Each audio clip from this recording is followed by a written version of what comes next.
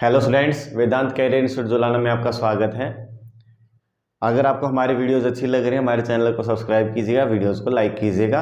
हमारे साथ साथ फिजिक्स के साथ साथ में क्लास 10th के लिए आपके पास मैथ भी स्टार्टिंग में हुआ है, केमिस्ट्री भी चल रही है, तो आप उनको भी जाके देख सकते हैं, वीडियोज़ को भी देख सकते हैं, अपने फ्रेंड्स के साथ शेयर भी कर सकते हैं। अगर आपको ये प्रॉब्लम आती है कि आपको वीडियोज़ के अंदर प्रॉब्लम आ रही है, फिजिक्स केमिस्ट्री बायो अलग अलग आ रहे हैं, तो उनकी प्लेलिस्ट भी आपके उसमें गिवन है, तो आप अपनी प्लेलिस्ट में जाके भी उनको सीरियल वाइज देख सकते हैं।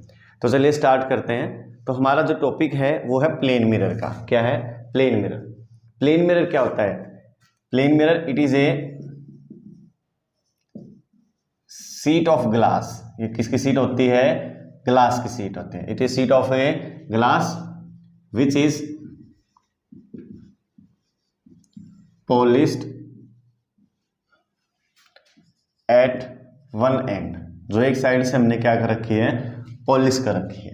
सीट ऑफ ग्लास होता है। प्लेन मिरर क्या होता है? आपके पास सीट ऑफ ग्लास है जिसको हमने एक साइड से पॉलिश कर रखा है, और उस पॉलिश सरफेस को सिर्फ हमारे पास सेफ रखने के लिए हम उसके ऊपर पेंट भी करते हैं ताकि वो पॉलिश सरफेस सेफ रहे। क्योंकि जब लाइट फॉल आउट करते हैं, अगर वो पॉलिश सरफेस वहां से डैमेज होगा तो इमेजेस क्लियर नहीं बनती हैं। तो प्लेन सीट ऑफ ग्लास जो हमारे पास पॉलिश्ड एट वन एंड, ये सीट ऑफ ग्लास है जो एक एंड पे पॉलिश्ड होती है, हम उसको क्या बोलते हैं? Plane mirror. तो प्लेन मिरर के अंदर आपके पास में टू सरफेसेस आते हैं। कितने सरफेसेस आते हैं आपके पास? हैं टू सरफेस आते हैं। फर्स्ट जिसमें आप बोलते हो, एक तरीके से इमेज दिखा देते हो, उसको बोलते हैं रिफ्लेक्टिंग सरफेस। क्या बोलते हैं उसको? Reflecting surface. और एक साइड से हमने उसको क्या कर रखा? पॉलिश्ड सरफेस, पॉलिश कर रखा है। तो प्लेन मिरर के लिए हमारे पास कितने सरफेसेस हो गए? टू सरफेसेस हो गए। पॉलिश सरफेस को हम ओपेक भी बोल देते हैं। तो रिफ्लेक्टिंग सरफेस जिसमें आपका फेस दिखाई देता है, जो बैक साइड होती है मिरर की, उसको बोलते हैं पॉलिश्ड सरफेस। क्या बोलते हैं उसको? Polished surface. तो ये आपका क्या है? प्लेन मिरर है आपका। क्या रहेगा ये आपका? ये प्लेन मिरर रहेगा। अब जो प्लेन मिरर है इसके साथ में आपकी प्रॉपर्टीज आएंगी। हमने पीछे पढ़ा था what is angle of incidence, what is angle of reflection, ये चीजें हमने पढ़ी थी। चलो एक बार इसको रेज कर लेते हैं। हमने पढ़ा था प्रॉपर्टीज। हमने क्या क्या पढ़ा था पीछे? Angle of incidence, angle of reflection. उसके एक बार छोटा सा क्विकली रिवाइज कर लेते हैं। स्टार्टिंग में हमने मिरर लिया था, एक सरफेस लिया था, शाइनिंग सरफेस। यहाँ पर ये जो फॉल करते हैं उसको बोलते हैं इंसिडेंट रे। रेज जहां भी फॉल आउट करेगी वहीं पर हम बनाते हैं नॉर्मल, और जो लाइट बाउंस बैक होती है उसको बोलते हैं रिफ्लेक्टेड रे। क्या बोलते हैं हम उसको? Reflected ray. ये आपका क्या था? Angle of incidence. ये क्या था आपका? Angle of reflection. Angle of incidence और एंगल ऑफ रिफ्लेक्शन, ये चीजें आपके थे इसके अंदर। आई क्या था? Angle of incidence between normal and incident ray. Angle of reflection, angle between normal and the reflected ray. बिल्कुल बेसिक से लेके चलेंगे आपको, तो ध्यान से पढ़ें। 12th क्लास वाले स्टूडेंट्स जो इसको देख सकते हैं, ताकि आपका बेसिक क्लियर है, आपको 12th क्लास में प्रॉब्लम नहीं आएगी। 50% आपको इजी हो जाएगा आपके 12th क्लास के अंदर आपने 10th क्लास की वीडियोस देख रहे हैं। तो जो आपके लाइट का चैप्टर है, ऑप्टिक्स है जो आपकी, उसके अंदर आपको इसमें प्रॉब्लम नहीं रहेगी इतनी ज़्यादा। जो अभी प्रॉब्लम्स आएंगे आपको फेस हो रही है ऑप्टिक्स में, तो प्रॉब्लम्स नहीं रहेंगी 12th क्लास के लिए। तो इसको ध्यान से देखें, एक बात बेसिक से लेके चलेंगे। तो ये तो हमने पढ़ा था angle of incidence, normal, angle of reflection, reflected ray, incident ray क्या होती है, हमने पढ़ा था। अब क्वेश्चन है आपके पास, what happens when a light ray falls normally to the plane mirror surface। जब रे क्या करेगी? प्लेन मिरर के नॉर्मली फॉल आउट करेगी on it's a reflecting surface. किसके ऊपर है? रिफ्लेक्टिंग ए सरफेस के ऊपर। या सिंपली बोल say what happens when light ray falls normally to the reflecting a surface. Plane mirror के रिफ्लेक्ट हमारे पास में है normally to its a reflecting a surface, ये आप लैंग्वेज बोल सकते हो। तो हमारे पास पहले में क्या रिक्वायरमेंट है? हमें प्लेन मिरर की रिक्वायरमेंट होगी। फिर हमें इंसिडेंट रे नॉर्मली का मीनिंग क्या रहा है, जो रे फॉल करेगी वो 90 डिग्री एंगल पे फॉल करेगी विद द मिरर। तो ये आपके पास इंसिडेंट रे है। अगर हमने पीछे पढ़ा था, आपने वीडियो नहीं देखा पीछे वाली वीडियो को देखा, हमने पीछे वाली वीडियो के अंदर क्या पढ़ा था, रे जिस पॉइंट पे रे फॉल आउट करते हैं उस पर नॉर्मल बनाते हैं, और नॉर्मल का एंगल भी 90 डिग्री होता है। अब अगर यहाँ से अगर मैं नॉर्मल बनाता तो इंसिडेंट रे के ऊपर ही हमारा नॉर्मल बन रहा है, तो यहाँ से क्या पता चलता है, angle of incidence equal to 0, क्योंकि दोनों रेस साथ में होगी। अब जो हमने पढ़ा law of reflection, law of reflection क्या था, angle of incidence r is equal to angle of reflection, i equal to r होता है। अब ये यहाँ पे आके गिरेगा तो ये वापस बाउंस बैक भी होगा, क्योंकि हम इसको ओबे करना है, angle of incidence equal to angle of reflection, laws of reflection को इसको ओबे करना है। तो एंगल ऑफ इंसिडेंस क्या आया 0, तो एंगल ऑफ रिफ्लेक्शन भी क्या आएगा 0, तो लाइट रे बाउंस बैक, लाइट रे क्या करेगी, बाउंस बैक हो जाएगी। तो light ray when falls normally bounce back with the या रिट्रेस इट्स पाथ, अपने पाथ को दोबारा से रिट्रेस कर लेगी आफ्टर रिफ्लेक्शन। जैसे रिफ्लेक्शन होगी, रिफ्लेक्शन हुई, लाइट बाउंस बैक करेगी आपके। तो ये आपके पास है when ray falls normally to the surface of the mirror है, जब रे क्या करेगी normally to the surface fall out होगा। अब इसके बाद में इमेज फॉर्मेशन है प्लेन मिरर के लिए। जो इमेज फॉर्मेशन है प्लेन मिरर के लिए, पहले है पॉइंट ऑब्जेक्ट के लिए। किसके लिए, पॉइंट ऑब्जेक्ट की इमेज कैसे आपके पास क्रिएट करता है आपका प्लेन मिरर। तो पहले हम क्या लेंगे, प्लेन मिरर लेंगे। जो प्लेन मिरर है उसके सामने क्या रखोगे, पॉइंट ऑब्जेक्ट रखोगे। पॉइंट ऑब्जेक्ट आपको पता है जिसके डायमेंशंस नेग्लिजिबल हो, वो आपका क्या होता है, पॉइंट ऑब्जेक्ट, उसकी लेंथ ब्रेड्थ हाइट ना के बराबर हो। तो जो पॉइंट ऑब्जेक्ट है उसकी इमेज क्या बनेगी, अब देखो उसको देख रहे हैं। तो हमारे पास सबसे पहले आप एक रे नॉर्मली फॉल आउट करा सकते हैं। अगर कोई रे नॉर्मली फॉल आउट होगी तो आपको पता है वो रिट्रेस करेगी अपने पाथ को, अभी हमने पढ़ा नॉर्मली फॉल आउट करेगी तो बाउंस बैक होगी। अब अगर यहाँ से कोई रे मैं ऐसे डालता हूँ, फॉल आउट कराता है, इंसिडेंट रे होगी इस पॉइंट के लिए, तो इस पॉइंट पे हम क्या बनाएंगे, पहले नॉर्मल, ये क्या हो गया आपका एंगल ऑफ इंसिडेंस। अब आपको पता है रे रिफ्लेक्ट बैक होगी बाय द सेम एंगल, ये एंगल ऑफ रिफ्लेक्शन आर आ गया आपका, क्या आ गया आपका एंगल ऑफ रिफ्लेक्शन है आर। इसी तरीके से अगर मैं यहाँ पर फॉल आउट कराता हूँ किसी भी रे को, तो यहाँ भी क्या बनाएंगे, हम नॉर्मल बनाएंगे। सबसे पहला रूल यही है कि आप नॉर्मल बनाओ, इमेजेस बनाने से सबसे पहले नॉर्मल बनाते हैं। एंगल ऑफ इंसिडेंस, रे रिफ्लेक्ट होगी, एंगल ऑफ रिफ्लेक्शन होगा। अगर मैं देखता हूँ देखो ये रेस अवे हो रही हैं तो अपीयर्स टू कम होंगी फ्रॉम ए पॉइंट, पीछे से आती हुई दिखाई दे रही हैं। तो अगर मैं यहाँ से इनको पीछे एक्सटेंड करता हूँ तो ये इसी लाइन के ऊपर जाके एक्सटेंड हो जाएंगी और यहाँ पर क्या बनेगी, इमेज। तो आपको पहले पता है जब रेज अपीयर्स टू मीट होती हैं तो कौन सी इमेज बनती है, वर्चुअल इमेज बनती है। कैसी इमेज बनती है, वर्चुअल। ऑब्जेक्ट कैसा था, पॉइंट साइज, इमेज कैसी बनी, पॉइंट साइज बनी। कैसी बनी है आपके पास, वर्चुअल बनी है। कैसी इमेज बनी है, वर्चुअल होगी। And same distance behind the mirror as object in front of the mirror. जितनी डिस्टेंस पे ऑब्जेक्ट आगे है, डी डिस्टेंस पे अगर मिरर फ्रंट ऑब्जेक्ट फ्रंट में रखा है मिरर के, तो डी डिस्टेंस पर ही आपकी इमेज भी क्रिएट होगी बिहाइंड द मिरर। तो ये डिस्टेंस क्या रहेगी, सेम रहेगी। तो ये आपकी इमेज फॉर्मेशन थी किसके लिए, आपके पास में पॉइंट ऑब्जेक्ट के लिए। किसके लिए, पॉइंट ऑब्जेक्ट के लिए। इसको इरेज कर लेते हैं। तो स्टूडेंट्स अब जो इमेज फॉर्मेशन है वो हमारे पास रहेगी किसके लिए, एक्सटेंडेड ऑब्जेक्ट के लिए। Image formation by plane mirror for extended object. Extended object का मतलब क्या है, जो आपके पास में जो इमेज फॉर्मेशन है प्लेन मिरर की, ऑब्जेक्ट आपका लार्जर रहेगा, पॉइंट साइज नहीं होगा। तो प्लेन मिरर में एक्सटेंडेड ऑब्जेक्ट की इमेज कैसे बनती है, तो पहले हमारे पास क्या रिक्वायरमेंट है, क्या क्या प्रॉपर्टीज रहेंगी वो चीज़ देखेंगे। तो प्लेन मिरर हम लेते हैं, मिरर के सामने क्या रखोगे आप, ऑब्जेक्ट रख लेते हैं। तो ऑब्जेक्ट का ये पॉइंट हम ए मान लेते हैं और ये पॉइंट बी मान लेते हैं। अगर कोई भी रे ऐसे फॉल करेगी तो आपको पता है रे रिट्रेस पाथ, अपने पाथ को रिट्रेस करेगी। जब रे नॉर्मली फॉल करेगी तो रे रिट्रेस इट्स पाथ, रे क्या करेगी, अपने पाथ को रिट्रेस कर लेगी। अब इसके बाद में आपके पास अगर मैं कोई भी रे इसको मिरर को थोड़ा एक्सटेंड करते हैं। कोई भी रे ऐसे फॉल आउट कराता हूँ तो यहाँ पर पहले क्या बनाएंगे, नॉर्मल, और रे को क्या करेंगे, रिफ्लेक्ट बैक करेंगे, रिफ्लेक्शन होगा लाइट का। ये एंगल ऑफ इंसिडेंस हो गया, ये एंगल ऑफ रिफ्लेक्शन होगा, दोनों इक्वल होंगे। तो अगर मैं इस पॉइंट के लिए इमेज क्रिएट करता हूँ तो ये एक्सटेंडेड होगा बैकवर्ड और ये भी एक्सटेंडेड, तो जहाँ दोनों मीट करेंगे वहीं पर इमेज बनेगी। अब ऐसे ही हम करते हैं बी पॉइंट के लिए, ray falls normally, bounce back या retrace its path after reflection, reflection के बाद रिट्रेस करेंगे अपने पाथ को। Another ray which falls at some angle, जो कुछ एंगल में फॉल आउट करेंगे, वहाँ एंगल ऑफ इंसिडेंस आई मान लेते हैं।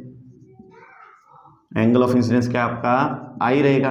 रे इज रिफ्लेक्टेड बैक, रे क्या होगी, रिफ्लेक्ट बैक होगी, एंगल ऑफ रिफ्लेक्शन होगा। तो अगर मैं इसको आगे एक्सटेंड करता हूँ तो इमेज यहाँ बनती है आपकी बी पॉइंट के लिए। इस पॉइंट को नाम देते हैं ए डैश, इस पॉइंट को नाम देते हैं बी डैश, ये फाइनल इमेज बनेगी आपको। तो इन दोनों को ज्वाइन कर देते हैं तो आपको ये इमेज फॉर्मेशन बनती है। किसके लिए, एक्सटेंडेड ऑब्जेक्ट के लिए। किसके लिए, एक्सटेंडेड ऑब्जेक्ट के लिए।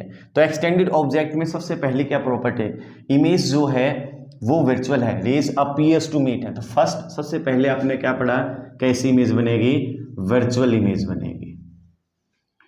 सेकंड, इमेज वर्चुअल तो है लेकिन अपवर्ड ही है, फ्रंट में ही है, सेम जैसे आपके पास ऑब्जेक्ट है वही ओरिएंटेशन एक तरीके से है, इन्वर्टेड नीचे नहीं गई है, मेन एक्सिस की अपवर्ड ही है। तो कैसी रहेगी, इरेक्ट रहेगी। तो इमेज कैसे होगी, वर्चुअल होगी और इरेक्ट होगी। सेम साइज होगा, अगर ये 10 सेंटीमीटर ऑब्जेक्ट है तो यहाँ भी 10 सेंटीमीटर। साइज क्या रहेगा, size of image is equal to size of a object.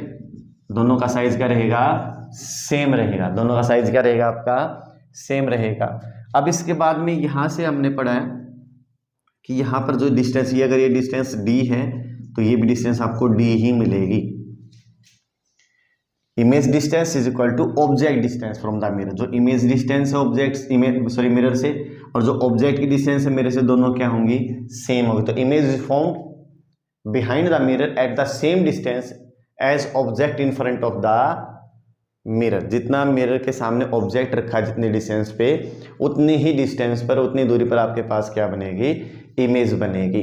तो इमेज कैसे बनेगी, सेम डिस्टेंस पे बनेगी behind the mirror as object in front of the mirror. जितनी डिस्टेंस पे ऑब्जेक्ट मिरर के सामने रखा है उतनी ही बैक में क्या बनेगी आपके पास है, इमेज बनेगी। Distance, image distance is equal to object a distance. अब एक आपके पास होता है लेटरल इन्वर्जन।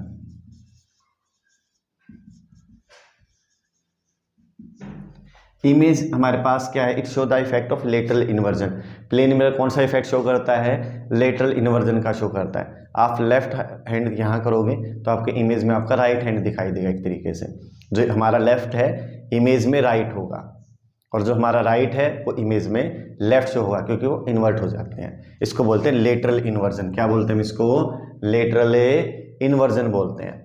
तो ये आपके पास image formed by the plane mirror है, उसकी प्रॉपर्टीज हैं। हमने पढ़ा पॉइंट ऑब्जेक्ट की इमेज कैसे बनेगी, लार्जर ऑब्जेक्ट है, एक्सटेंडेड ऑब्जेक्ट है, उसकी इमेज कैसे बनाएगा प्लेन मिरर।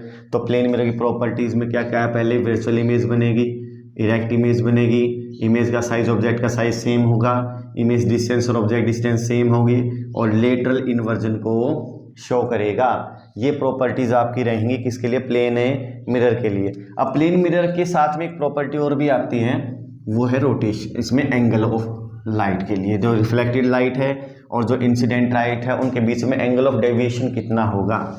यहाँ पे देखिए आपके पास प्लेन मिरर है, एक बार इसको प्रैक्टिकल वैसे समझ लीजिए, उसके बाद पता चल जाए एंगल ऑफ डेविएशन होता क्या है। ये आपके पास इंसिडेंट रे है, ये क्या आपके पास है, इंसिडेंट रे, ये आपने पढ़ा है। जहां भी रे फॉल आउट करेगी वहीं पर हम क्या बनाएंगे, इसका नॉर्मल बनाएंगे। ये क्या होगा आपका, नॉर्मल होगा। अब नॉर्मल फॉल आउट करते ही आपको पता है एंगल ऑफ इंसिडेंस होगा आपके पास। इसको अगर हम थीटा या आई मान ले कोई प्रॉब्लम नहीं रहेगी, इसको आई मान लेते हैं, एंगल ऑफ इंसिडेंस। अब एक बात देखो, यहां से अगर मैं इसको देखता तो इनिशियल पाथ यही है, अगर मिरर ना होता तो लाइट इसी पाथ से जाती। रे path of light is this, at that point light is reflected, light क्या होगी, रिफ्लेक्ट होगी, this is called reflected ray, angle of reflection, इसको आर शो कर लेते हैं, इसको हटा देते हैं एंगल के लिए, ये आई है, ये आपका आर है। अब आपको एक 10th बिल्कुल आप starting 6th class 7th class से पढ़ते आ रहे हो कि आपके उस लाइन की एक साइड में एंगल 180 डिग्री होता है। तो यहाँ पर आप देखते हो ये एंगल देखो, यहाँ पर ये है फाइनल पाथ, ये है इनिशियल पाथ, फाइनल पाथ, ये है इनिशियल पाथ। फाइनल और इनिशियल जो पाथ होंगे लाइट के लिए वो बोला जाता है एंगल ऑफ डेविएशन। इसको हम मान लेते हैं आपके पास में डेल्टा, क्या मान लेते हैं, डेल्टा।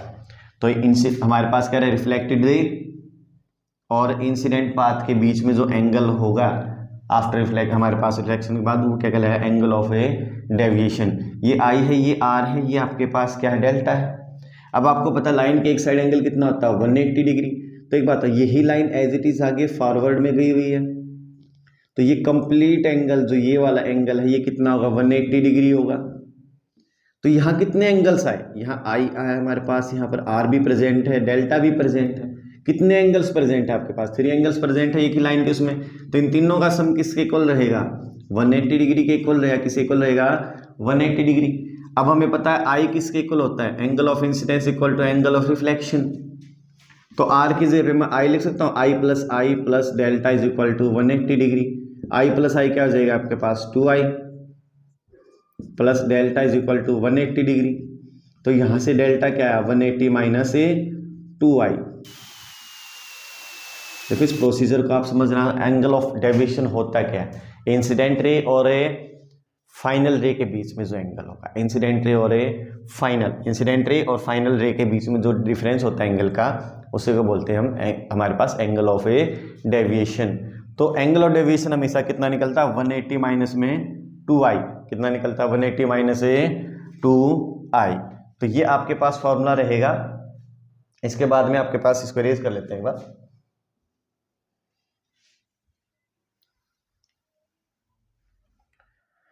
आपके पास क्या फॉर्मूला आया है, angle of deviation is 180 minus 2i। क्या आया है, 180 माइनस 2i। तो find the angle of deviation, find the angle of deviation, find the angle of A deviation by the mirror, find the angle of A deviation, sorry by the mirror नहीं, of the रे, उल्टा लिख दे, deviation of the रे, जो light fall की है उसका angle of deviation निकालना है। When angle of incidence is 30 degree, कितना रहेगा आपके पास, 30 डिग्री रहेगा। तो यहाँ पर आपके पास डेल्टा का क्या फॉर्मूला, आपके पास 180 माइनस 2 है। एंगल ऑफ इंसिडेंस कितना गिवन आपके पास, 30 डिग्री।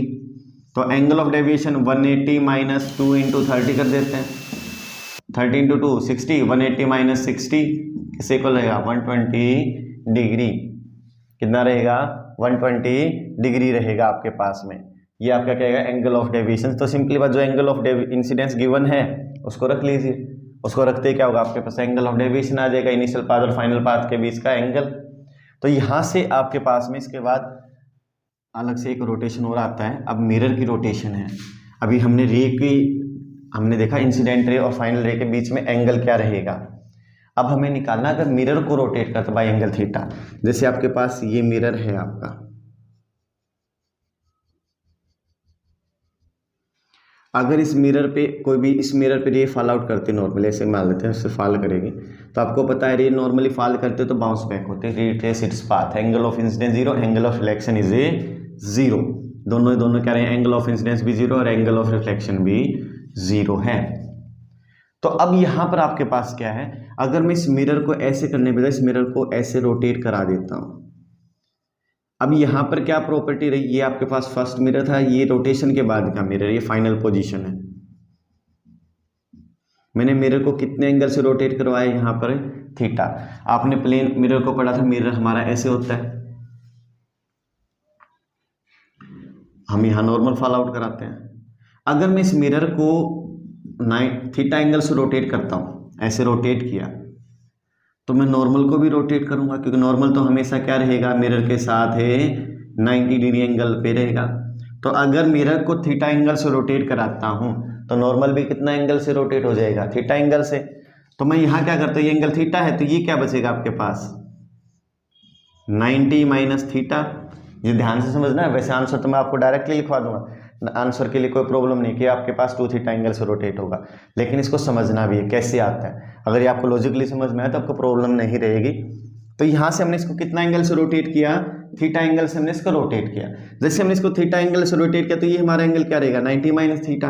अगर मैं यहाँ नॉर्मल बनाता हूँ, क्योंकि अब तो ये तो है ही नहीं मिरर, अब हमारे पास मिरर ये है, तो मिरर के लिए नॉर्मल ये रहेगा, तो ये इंसिडेंट रे है, तो इंसिडेंट रे का एंगल ऑफ इंसिडेंस होगा, क्योंकि अब रे नॉर्मली थोड़े फॉल आउट करी है, आपका मिरर ऐसे है, अब रे ऐसे फॉल करी कुछ एंगल पे, और एंगल पे रे फॉल करेगी मिरर के, तो वहां पर क्या बनाओगे, नॉर्मल बनाओगे। सबसे पहले यही रूल हमने बोला, तो ये एंगल ऑफ इंसिडेंस हो गया।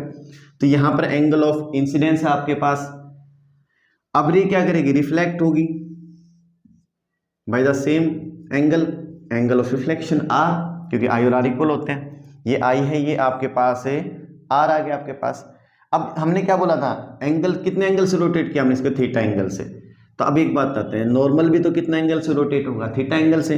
पहले नॉर्मल तो रे के साथ ही था, अलोंग द रे ही था यहाँ पे, तो एंगल ये जो आई है ये भी हमारा किसके इक्वल हो जाएगा, थीटा के इक्वल हो जाएगा। इसको सिंपली लिख सकते हो कि रे कितने एंगल से हो गया, थीटा, और एंगल आई किससे इक्वल होता है, angle i is equal to angle r. अगर ये थीटा है तो ये भी थीटा ही रहेगा, क्योंकि हमने रे को नॉर्मली तो ऐसे फॉल की है, रे तो नॉर्मली फॉल करेगी, लेकिन जैसे रे फॉल करेगी तो रिफ्लेक्ट होगी। अब नॉर्मल चेंज हो गया, ओरिएंटेशन चेंज हो गई है मिरर की, ओरिएंटेशन चेंज होगी तो क्या होगा, लाइट का पाथ भी चेंज होगा। लाइट का पाथ चेंज हुआ, कितने एंगल से चेंज हुआ, एंगल ऑफ इंसिडेंस कितना हो गया, थीटा, तो एंगल ऑफ रिफ्लेक्शन भी क्या रहेगा, थीटा। तो आप यहाँ पे देख सकते हो ये एंगल कितना है हमारा, इंसिडेंट, थीटा, और ये है फाइनल पाथ, ये थीटा है। पहले रे क्या करी, स्ट्राइक करके वापस यहाँ से स्ट्राइक की और वापस आई। तो अब एक बात देखते हैं, यहाँ पे देखो ये फाइनल पाथ था पहले, अब ये फाइनल पाथ है, तो कितना एंगल हो गया, थीटा प्लस थीटा, तो कितना एंगल हो गया, 2 थीटा। तो अगर हम किसी मिरर को थीटा एंगल से रोटेट करते हैं, keeping the incident ray fix, incident ray को अगर मैं फिक्स रखता हूं, इंसिडेंट रे क्या रहेगी, फिक्स रहेगी, और फिक्स रहेगी इंसिडेंट रे। तो अगर मैं मिरर को रोटेट कराता हूं, सिर्फ किसको रोटेट कराएंगे, मिरर को। अगर मैं सिर्फ मिरर को रोटेट कराता हूं तो कितने एंगल से इंसिडेंट रे रिफ्लेक्ट हो, कितने एंगल से उसमें चेंजिंग आएगी, 2 थीटा एंगल से। कितने एंगल से, 2 थीटा एंगल से। यहां तक समझ में आ गया। तो अगर किसी भी रे को, अगर मिरर को थीटा एंगल से रोटेट कराते हो तो रिफ्लेक्टेड रे भी आपकी कितने एंगल से रोटेट हो जाएगी, 2 थीटा एंगल से रोटेट हो, मतलब थीटा एंगल से मिरर को रोटेट किया, रिफ्लेक्टेड रे 2 थीटा एंगल से रोटेट होगी।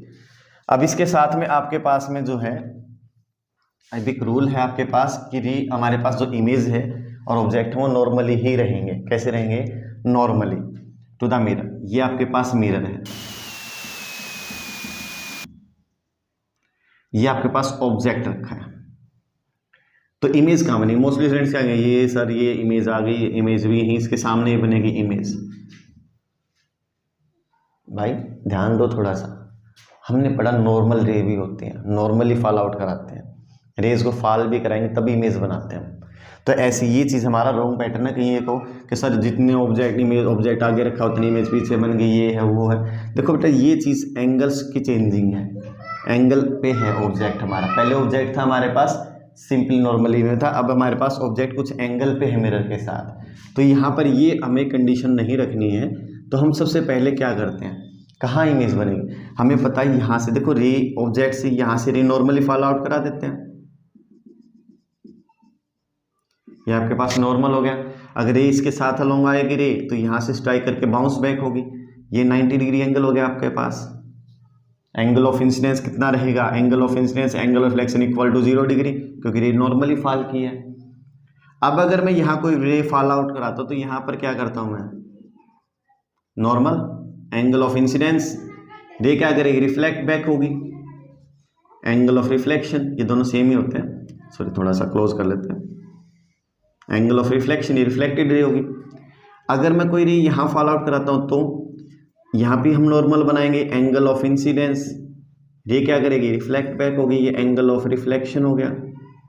तो अगर मैं देखो यहाँ पर अगर इन इमेजेस को जो रेज हैं वो अब दूर जा रहे हैं, रेज क्या कर रही हैं, ये इधर गई ये इधर गई, दूर जा रहे हैं, तो अपीयर्स टू कम होंगे ना फ्रॉम बिहाइंड। तो अगर मैं इसको एक्सटेंड करता हूँ रेज को, तो ये एक पॉइंट पे मीट करेंगे, इसी पॉइंट पर क्या बनेगी, इमेज। तो पहले आपने क्या किया, ये हमारा मिरर है, ये ऑब्जेक्ट है, आपने इमेज इसके बिल्कुल सामने बना दी इधर, ये तो 90 नहीं बना। अगर मिरर परपेंडिकुलर नहीं है तो हम ये कह देंगे डायरेक्टली इमेज बन जाएगी। हाँ, अगर रे आपके पास नॉर्मल है, मिरर और ऑब्जेक्ट के बीच में एंगल 90 है तो सेम पीछे ही बनेगा। अब भी रूल वही रहेगा, जितनी इन दोनों के बीच की ये परपेंडिकुलर डिस्टेंस है उतनी ही डिस्टेंस के पीछे इमेज बनेगी, ना कि ऐसे एंगल पे। ये डिस्टेंस होती है परपेंडिकुलर वाली, कितनी डिस्टेंस क्या रहेगी, परपेंडिकुलर है डिस्टेंस की इमेज बनेगी। ये आपकी करेक्ट इमेज है, ये आपकी रॉन्ग थी, ये आपकी करेक्ट इमेज बनेगी, क्योंकि इमेज का ऑब्जेक्ट एंगल 90 डिग्री एंगल बनाएगा। जो डिस्टेंस ये होगी इमेज की मिरर से, ऑब्जेक्ट की मिरर से, वही डिस्टेंस इमेज की होगी मिरर से, लेकिन 90 डिग्री एंगल के ऊपर कहीं। ये डायरेक्ट वाली डिस्टेंस, ये डिस्टेंस नहीं, परपेंडिकुलर डिस्टेंस का हम यूज़ करते हैं। तो ये आपकी प्रॉपर्टीज़ थी प्लेन मिरर के लिए। क्या प्लेन मिरर होता क्या है, प्लेन मिरर में कौन कौन सी प्रॉपर्टीज़ हैं, मेरी अगर फॉलो करते हो तो एंगल डेविएशन क्या होगा। उसके साथ में हमने पढ़ा कि अगर हम मिरर को थीटा एंगल से रोटेट कराते हैं, इंसिडेंट रे को फिक्स रख के, तो कितने एंगल से इंसिडेंट रिफ्लेक्टेड रे डेविएट होगी। उसके बाद हमने पढ़ लिया कि डिस्टेंसेस कैसे इमेज बनती है, सेम डिस्टेंस पे होगी लेकिन कैसे बनेगी, परपेंडिकुलर में, ये हमने पढ़ लिया। तो ये आपके पास करेक्ट इमेज है। तो अगर आपको वीडियो अच्छी लग रही है तो अपने फ्रेंड्स के साथ शेयर कीजिएगा, और मेनली आपके पास अपने फ्रेंड्स 10th क्लास और 12th क्लास के साथ इसको शेयर कीजिए, क्योंकि 12th क्लास में सबसे ज़्यादा प्रॉब्लम आती है ऑप्टिक्स के अंदर। और ऑप्टिक्स अगर आप यहाँ से हमारे पास से कर रहे हैं तो धीरे धीरे आपके ऑप्टिक्स को हम बिल्कुल बेस आउट क्लियर कर देंगे इस मंथ के अंदर।